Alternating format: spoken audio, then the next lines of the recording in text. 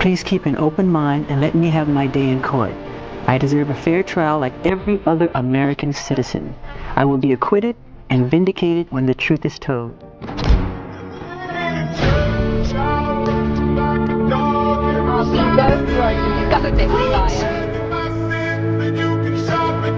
Jackson not guilty on every single count.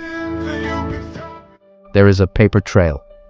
That is the most disturbing thing about what happened to Michael Jackson in the final months of his life. Not the chaos, not the confusion, the paper trail.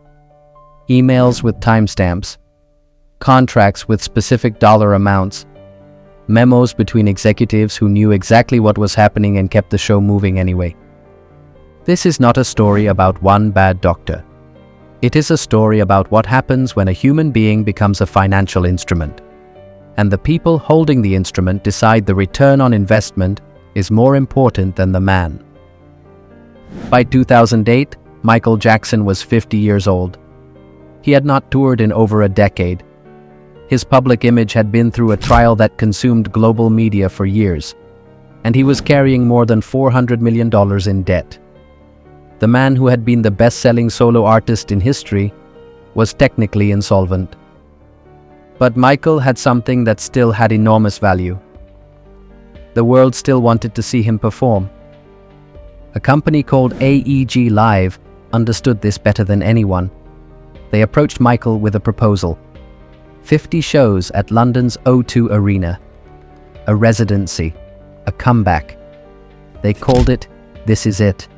The financial projections, including ticket sales, merchandise, sponsorships, and media rights, reached estimates of over $1 billion. For Michael, this wasn't purely business. He needed the money. But more than that, he needed to prove something.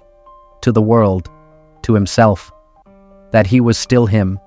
That the greatest entertainer who ever lived could still walk onto a stage and make the earth stop. His whole life had been built on that feeling.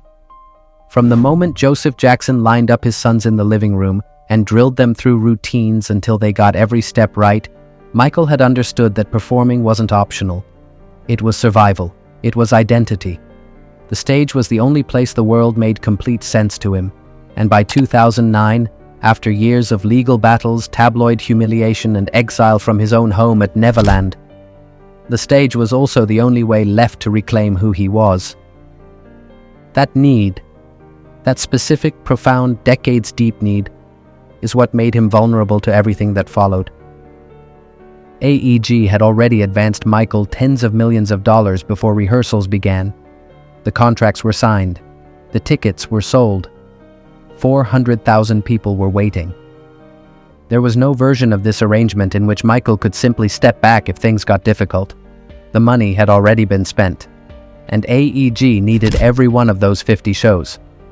They also needed him to stay on his feet long enough to perform them. Enter Conrad Murray. Murray was a cardiologist. He had known Michael since 2006, treating him periodically over the years. By 2009, he was in serious financial trouble. He was facing foreclosure on his home. He owed child support to multiple women. His medical practice was failing. He had debts accumulating across multiple states. The life he had built was quietly coming apart. And then AEG drafted a contract offering him $150,000 a month to serve as Michael's personal physician for the duration of the tour. To put that number in context, Murray's entire medical practice at the time was generating a fraction of that. This was not an opportunity. This was a lifeline. And lifelines create loyalty of a very particular kind. Not to the patient, but to whoever is holding the rope. The contract was never officially signed. Murray was never formally paid. But he was already treating Michael, in anticipation of the money that would come once the tour began. Think about that structure carefully. The doctor responsible for Michael Jackson's health had no income unless Michael performed. If the tour was cancelled, Conrad Murray got nothing. He was, financially speaking, not Michael's doctor. He was AEG's instrument, positioned inside Michael's home with every incentive in the world to keep the show going regardless of what he observed. An internal email from one of AEG's co-CEOs made the arrangement explicit. When the show's director sent a message saying Murray had not cleared Michael for rehearsal, the executive's response was direct. They wanted to remind Murray that it was AEG, not Michael, who was paying his salary. They wanted to remind him what was expected of him. What was expected of him was not the health of his patient. What was expected of him was the show. The rehearsals began, and for a period the footage looked extraordinary. The This Is It documentary would later show a Michael Jackson who was sharp, focused, obsessive about every detail. Exactly the perfectionist the world remembered. That footage was real. In flashes, in the moments the camera captured, he was still that person. But between those moments, something else was happening. Michael was losing weight at a visible rate. He was missing rehearsal days. A production engineer sent an email 1 month before opening night, stating plainly that Michael was not in physical condition to sing and dance simultaneously. The show's director, Kenny Ortega, a man who had worked with Michael for decades and knew exactly what he looked like when he was on, sent a message to AEG's executives describing Michael as weak, fatigued, trembling, and rambling. Ortega recommended a psychological evaluation. He wrote that the situation reminded him of the last time Michael had collapsed before an HBO special had to be cancelled.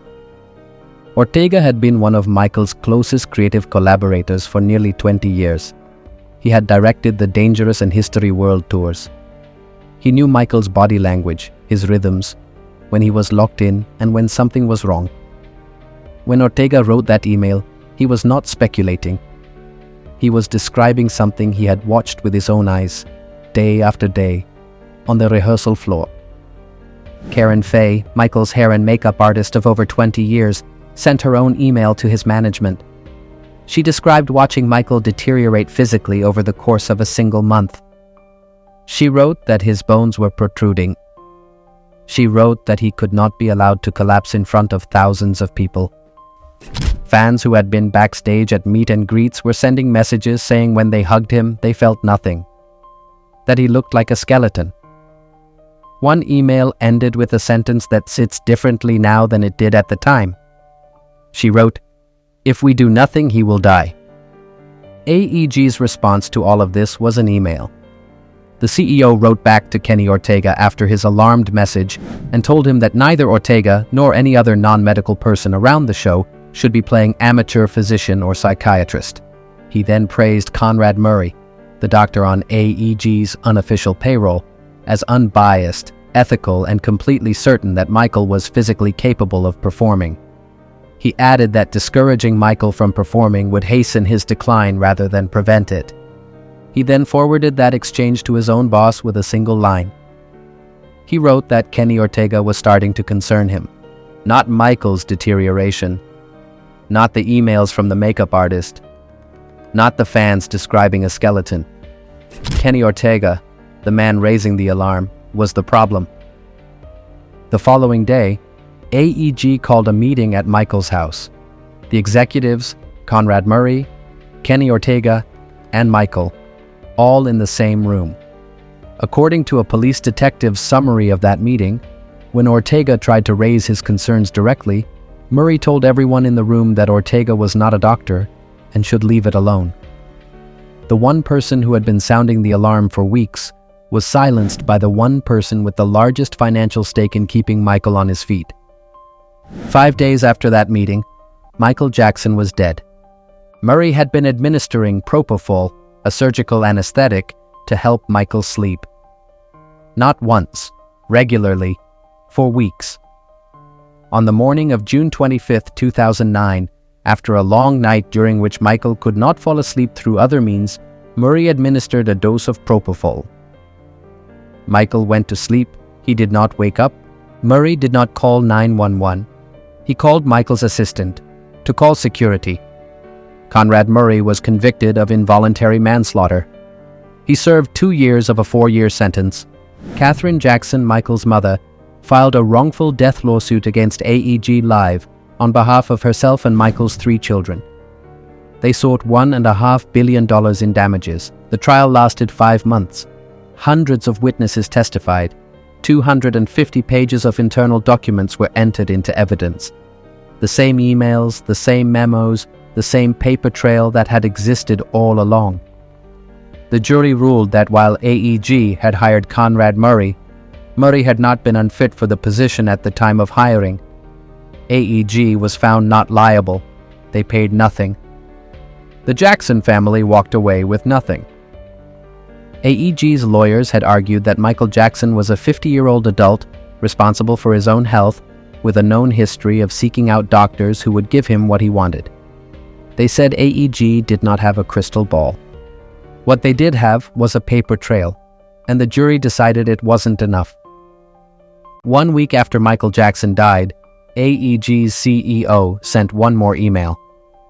He wrote that Michael's death was a terrible tragedy and that life must go on. He then outlined the opportunities: merchandise sales, ticket retention, the touring exhibition, the film and the DVD, the This Is It documentary, assembled entirely from rehearsal footage of a man everyone around him knew was dying, earned $260 million worldwide. AEG received a share of that. The film won a Grammy. It was nominated for a BAFTA.